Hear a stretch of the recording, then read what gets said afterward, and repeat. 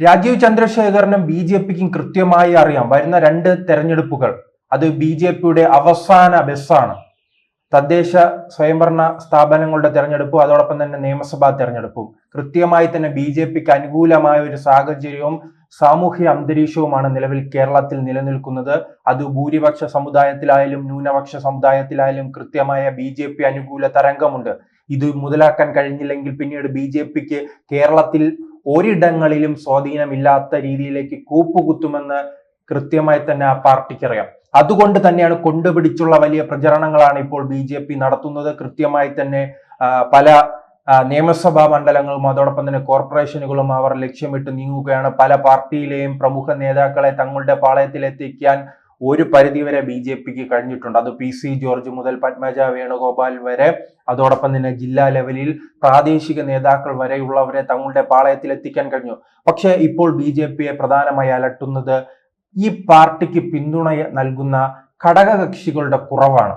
പ്രത്യേകിച്ച് വലിയ രീതിയിൽ കേരള കോൺഗ്രസോ മുസ്ലിം ലീഗോ ആ രീതിയിലേക്കുള്ള ഒരു ഘടകകക്ഷി നിലവിൽ ഇവരുടെ പാർട്ടിയിൽ ബി ജെ പിയിൽ ഇല്ല.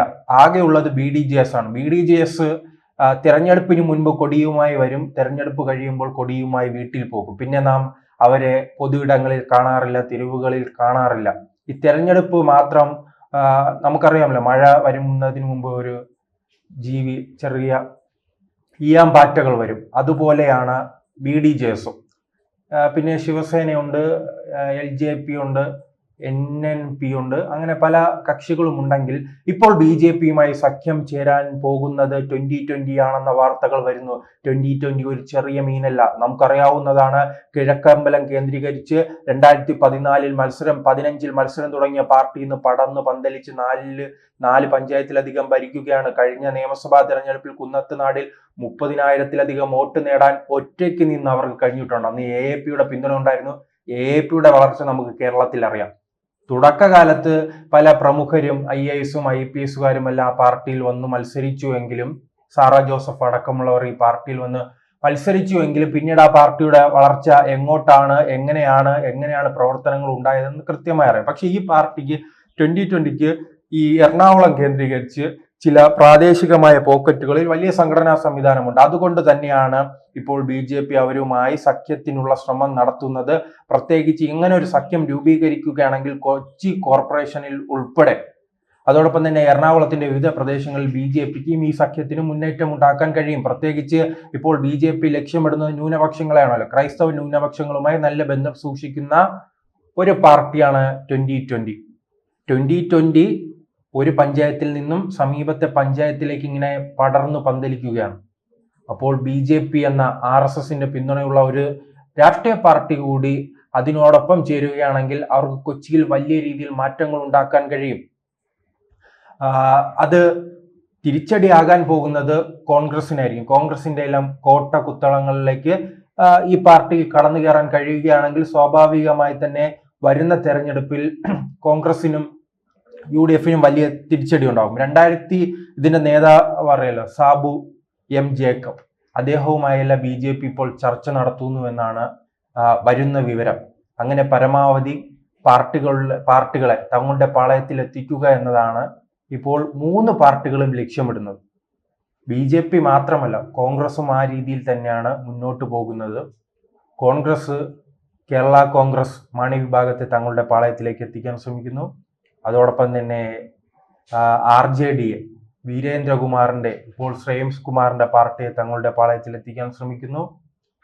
പിന്നീട് മറുകണ്ഠം നോക്കുകയാണെങ്കിൽ, ഇടതുപക്ഷം നോക്കുകയാണെങ്കിൽ RSP അടക്കമുള്ള പാർട്ടികളെ തങ്ങളുടെ പാളയത്തിൽ എത്തിക്കാൻ നോക്കുന്നു.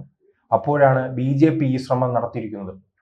ഞാൻ തുടക്കം സൂചിപ്പിച്ചതുപോലെ തന്നെ ബി ജെ പിയും ജനങ്ങളും തമ്മിലുള്ള ഒരു പാലമാണ് ഈ തെരഞ്ഞെടുപ്പ്. ഈ പാലം കടന്നു കിട്ടിയാൽ ബി ജെ പിക്ക് വലിയ മുന്നേറ്റങ്ങൾ സ്വാഭാവികമായി തന്നെ ഉണ്ടാകും. നാം കണ്ടതാണല്ലോ, 2024 ഇത്തരത്തിലെ ഒരു പ്രധാന ഘട്ടമായി കടന്നുപോയി. ലോക്സഭാ തെരഞ്ഞെടുപ്പുകളിൽ ബി ജെ പിക്ക് ഭാവിയിൽ മുന്നേറ്റം ഉണ്ടാക്കണമെങ്കിൽ ഈ തെരഞ്ഞെടുപ്പിൽ വിജയിക്കണമായിരുന്നു. 2024 തെരഞ്ഞെടുപ്പിൽ, അല്ലെങ്കിൽ എല്ലാ തെരഞ്ഞെടുപ്പിലും തോൽക്കാൻ വേണ്ടി മത്സരിക്കുന്ന ഒരു പാർട്ടിയെ ബി ജെ പി പച്ചകുത്തുമായിരുന്നു. പക്ഷെ ആ തൃശ്ശൂരിലെ വിജയം വരുന്ന നിയമസഭാ തെരഞ്ഞെടുപ്പിൽ തിരുവനന്തപുരം, ആറ്റിങ്ങൽ, ആലപ്പുഴ അടക്കമുള്ള മണ്ഡലങ്ങളിൽ BJPക്ക് വലിയ രീതിയിൽ വിജയപ്രതീക്ഷ വർദ്ധിപ്പിച്ചിട്ടുണ്ട്. തങ്ങൾക്കും കൃത്യമായി പ്രവർത്തിച്ചാൽ വിജയിക്കാൻ കഴിയുമെന്നൊരു സന്ദേശം നേതാക്കൾക്കുൾപ്പെടെ ജനങ്ങൾക്ക് നൽകാൻ ജനങ്ങൾ BJPക്ക് നൽകിയിട്ടുണ്ട്. അതാണ് നാം തൃശ്ശൂരിൽ കണ്ടത്. അപ്പോൾ ആ സന്ദേശം ഉൾക്കൊണ്ട് മുന്നോട്ട് പോയാൽ വരുന്ന ചരിത്രം പുതുതായിരിക്കും. ആ മാറ്റം തന്നെ ഉണ്ടാകും. പ്രത്യേകിച്ച് കോൺഗ്രസിനെ കുറിച്ച് തന്നെ നമുക്കറിയാം. ഇത്രയും വലിയ അവസരങ്ങൾ, പല അവസരങ്ങൾ, ഭരണവിരുദ്ധ വികാരം ഉണ്ടായിരുന്നിട്ട്, പിണറായിക്കെതിരെ സമരം ചെയ്യാൻ, തെരുവിലിറങ്ങി സമരം ചെയ്യാൻ അവസരം ഉണ്ടായിരുന്നിട്ട് നേതാക്കളെ ആരെയും കാണാനില്ല. ആകെ ഉണ്ടായിരുന്നത് യൂത്ത് കോൺഗ്രസ് ആയിരുന്നു. യൂത്ത് കോൺഗ്രസ് ആണെങ്കിൽ ഇപ്പോൾ പുറത്തിറങ്ങാൻ കഴിയാത്ത രീതിയിലാണ്. പണ്ട് യൂത്ത് കോൺഗ്രസുകൾ പുറത്തിറങ്ങിയാൽ വാർത്തയില്ല. അവർ വാർത്തയിൽ ഇടം പിടിക്കുന്നത് എങ്ങനെയാണ്? സമരം ചെയ്യുമ്പോഴാണ്.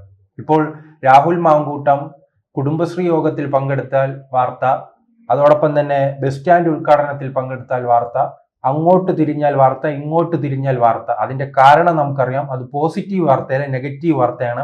ഇദ്ദേഹത്തിനെതിരെയുള്ള പെണ്ണ് കേസുമായി ബന്ധപ്പെട്ട് കിട്ടിയ ഒരു സമ്മാനമാണ് ആ വാർത്തകൾ. പക്ഷെ അത്തരം വാർത്തകൾ ഉണ്ടാകുന്നത് കൊണ്ട് യൂത്ത് കോൺഗ്രസിന് നെഗറ്റീവ് മാത്രമാണ്, വലിയ തിരിച്ചടിയാണ് ഉണ്ടാകുന്നത്. അങ്ങനെ കോൺഗ്രസ് ഒരു പരിധിവരെ പൂർണ്ണമായി തന്നെ ഇല്ലാതാകുന്ന, തെരുവോരങ്ങളിൽ നിന്നും ഇല്ലാതാകുന്ന ഒരു അവസ്ഥയാണ് കണ്ടത്. ഇപ്പോൾ ഷാഫി പറമ്പിനെ തല്ലി എന്ന് പറഞ്ഞ് കുറച്ച് വലിയ ഷോകൾ കാണിക്കുന്നുണ്ട്. അതൊന്നും വലിയ രീതിയിൽ ജനങ്ങളെ ബാധിക്കുന്നില്ലല്ലോ.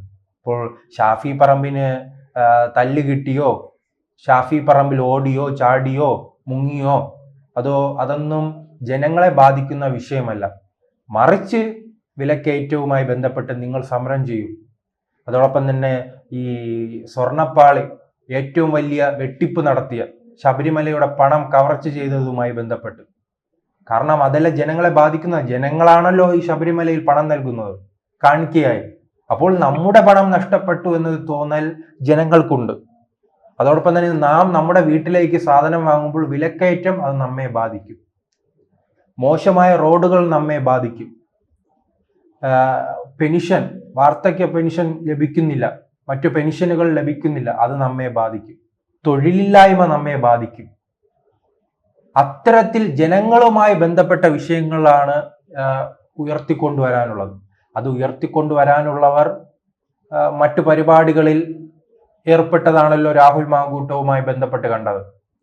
അപ്പോൾ പറയും അങ്ങ് ഇത് ജനങ്ങളെ എങ്ങനെ ബാധിക്കുമെന്ന്. ജനങ്ങളെ ബാധിച്ചില്ലേ? ഇദ്ദേഹം 1 മാസമാണ് വീട്ടിൽ മുറിയടച്ച് ഒളിച്ചിരുന്നത്. അതെന്തിനാണ്? ഇദ്ദേഹം തെറ്റു ചെയ്തെന്ന സ്വയം ധാരണ കൊണ്ട്. ഇദ്ദേഹം അവിടെ 1 മാസം ഒളിച്ചിരുന്നപ്പോൾ നഷ്ടമുണ്ടായത് പാലക്കാട്ടെ ജനങ്ങൾക്കല്ലേ? അവർ തെരഞ്ഞെടുത്ത, അവരുടെ ആവശ്യങ്ങൾക്ക് ഓടിയെത്തേണ്ട ജനപ്രതിനിധി റൂമടച്ച് വീട്ടിലിരിക്കുകയാണ്. അത് ജനങ്ങളെ ബാധിച്ചു. അവരുടെ പ്രശ്നങ്ങൾ പിന്നെ അവർ ആരോടാണ് പറയേണ്ടത്? കോൺഗ്രസിന്റെ ഗതികേടാണ്. പക്ഷെ ആ ഗതികേട് മുതലാക്കാനാണ് രാജീവ് ചന്ദ്രശേഖറിന്റെ നേതൃത്വത്തിലുള്ള പുതിയ നേതൃത്വത്തിന്റെ വലിയ ശ്രമം. അത് 2020 പ്രത്യേകിച്ച് എറണാകുളത്ത് മാത്രമല്ല സമീപ ജില്ലകളിലും വലിയ രീതിയിൽ ന്യൂനപക്ഷങ്ങളെ BJPയിലേക്ക് അടുപ്പിക്കാൻ സഹായകരമാവും. പ്രത്യേകിച്ച് ഇദ്ദേഹം ഒരു വ്യവസായി കൂടിയാണ്, ജനങ്ങൾക്കിടയിൽ വലിയ സ്വാധീനമുള്ള ഒരു വ്യവസായി. അപ്പോൾ അത് ജനങ്ങൾക്ക് നൽകുന്ന സന്ദേശം, BJP ഇപ്പോൾ നൽകുന്ന സന്ദേശം തന്നെ മുൻപെല്ലാം നിരന്തരം വർഗീയ പ്രസംഗങ്ങളും മതത്തെ മാത്രം ചൂണ്ടിക്കാട്ടി പ്രവർത്തിച്ചിരുന്ന BJP ഇന്ന് അടിമുടി മാറിയില്ലേ? രാജീവ് ചന്ദ്രശേഖറും അനൂപ് ആന്റണിയും S സുരേഷും അടക്കമുള്ളവർ പറയുന്നത് കൃത്യമാണ്. വികസനത്തെക്കുറിച്ച് മാത്രമാണ് ഇന്ന് അവർ പറയുന്നത്. പണ്ട് നാം ഉത്തരേന്ത്യയിൽ എന്താണോ കണ്ടത് അത് തന്നെയാണ് ഇപ്പോൾ കേരളത്തിൽ കാണുന്നത്. വികസനത്തെക്കുറിച്ച് മാത്രം പറഞ്ഞ് ന്യൂനപക്ഷങ്ങളെ തങ്ങളിലേക്ക് അടുപ്പിക്കുക.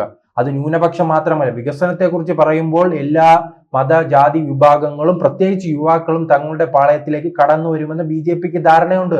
അതിന്റെ ഒരു പരീക്ഷണശാലയായിരുന്നല്ലോ തൃശ്ശൂർ. അപ്പോൾ തൃശ്ശൂരിൽ പയറ്റിയ മോഡൽ, തൃശ്ശൂരിൽ വികസനം കൊണ്ടുവന്നാണല്ലോ അദ്ദേഹം ജയിച്ചത്. 6 വർഷക്കാലം അദ്ദേഹം MP ആയിരുന്നപ്പോൾ വികസനത്തിന്റെ പുതിയൊരു മുഖം അദ്ദേഹത്തിന് തൃശ്ശൂരിൽ തുറക്കാൻ കഴിഞ്ഞു. അങ്ങനെ ഒരു താരതമ്യമുണ്ടായി. നിങ്ങൾ തൃശ്ശൂരിലെ ജനങ്ങൾ വിജയിപ്പിച്ചു വിട്ട പ്രതാപൻ എന്ന MP എവിടെ? ജനങ്ങൾ വിജയിപ്പിക്കാത്ത സുരേഷ് ഗോപി MP എന്ത് ചെയ്യുന്നു, തൃശ്ശൂരിൽ എന്ത് ചെയ്യുന്നു എന്നൊരു താരതമ്യം തൃശ്ശൂരിൽ ഉണ്ടായി. ആ താരതമ്യമാണ് കോൺഗ്രസിനെ തകർത്തത്. ഇപ്പോൾ കോൺഗ്രസ് ആണല്ലോ അവിടുത്തെ MP ആയിരുന്നത്. കോൺഗ്രസിനെ പരാജയപ്പെടുത്തിയാണ് BJP ആ സ്ഥലത്തേക്ക് എത്തുന്നത്. അപ്പോൾ BJPയും കോൺഗ്രസും തമ്മിലുള്ള, പ്രതാപനും അതോടൊപ്പം തന്നെ സുരേഷ് ഗോപിയും തമ്മിലുള്ള താരതമ്യത്തിലേക്ക് പോയതാണ് തൃശ്ശൂരിലെ വിജയം. അല്ലാതെ കോൺഗ്രസ്സുകാർ പറയുന്നത് പോലെ വോട്ട് ചോരി, അങ്ങനെ വോട്ട് ചോരി അപ്പോൾ ചോർച്ച ഉണ്ടായപ്പോൾ എവിടെയായിരുന്നു? അതൊരു ചോദ്യമാണല്ലോ. അപ്പോൾ അവർക്ക് കൃത്യമായ ധാരണയുണ്ട്. ഇത് പിന്നെ വിവാദമുണ്ടായപ്പോൾ രാഹുൽ ഗാന്ധിക്ക് വിദേശ യാത്ര പോകും മുമ്പ് ഞാൻ ഇന്ത്യയിൽ ഉണ്ടെന്ന് അറിയിക്കാനുള്ള ഒരു തത്രപ്പാടിൽ അദ്ദേഹം ചെയ്ത പരിപാടിയാണ്. അതിന് പിന്തുണ പ്രഖ്യാപിക്കുക മാത്രമാണ് തൃശ്ശൂരിലെ കോൺഗ്രസ് ചെയ്തത്. എന്തായാലും 2020 BJP സഖ്യം കേരളത്തിൽ വലിയ മാറ്റം കൊണ്ടുവന്നില്ലെങ്കിൽ പ്രത്യേകിച്ച് എറണാകുളം ജില്ലയിൽ വലിയ മാറ്റമായിരിക്കും കരുതി വച്ചിരിക്കുക.